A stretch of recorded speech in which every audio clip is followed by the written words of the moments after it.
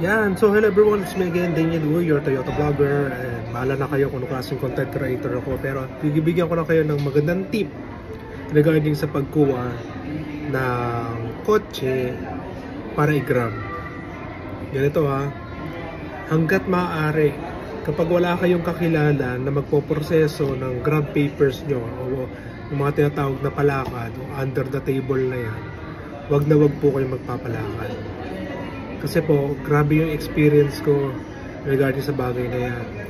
So, I applied sa Grab Caravan sa PICC last July 22, if I'm not mistaken, 2023.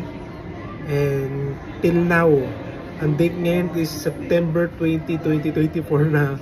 Nagpas 1 year na ako sa pag-a-apply ko nung Grab car na yan. Grabe, hindi pa rin naasikaso ng law firm namin, no?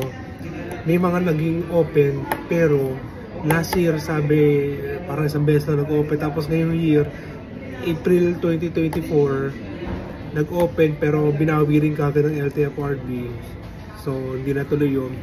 Pero nitong August nagkaroon ng open, pero ang masakit lang, yung law firm na napuntahan ko binigyan na ng 150 slots, pero hindi ako naipasok sa 150 na yan.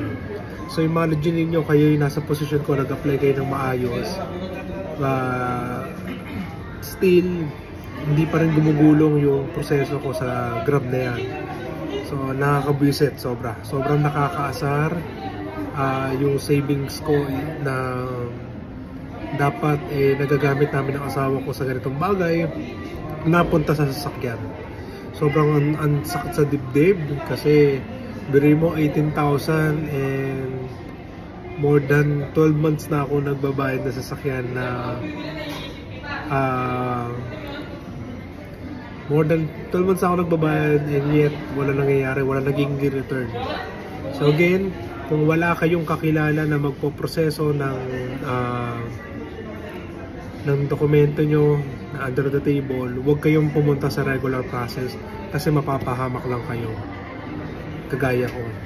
So again, kaya hindi na ako nagpo-post ng mga for Grab car kasi ayokong mabalikan ako ng kliyente ko na Daniel, sabi mo merong ganito, merong ganyan. Ayoko na. Pwede naman natin i-process yung inyong pagkuha ng sasakyan, pero labas na po ako sa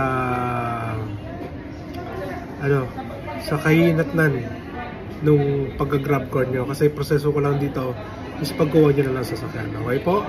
So again, kung normal process, wala namang problema, pero malaking pondo ang kailangan mo, o dapat mag-cash ka na lang para hindi ka nagma-monthly, or kung mag-loan ka, make sure na may kakilala ka naglalakad. Okay? So that is a tip mula sa akin na talaga naka-experience ng hindi maganda sa Grab process na yan. Sobra.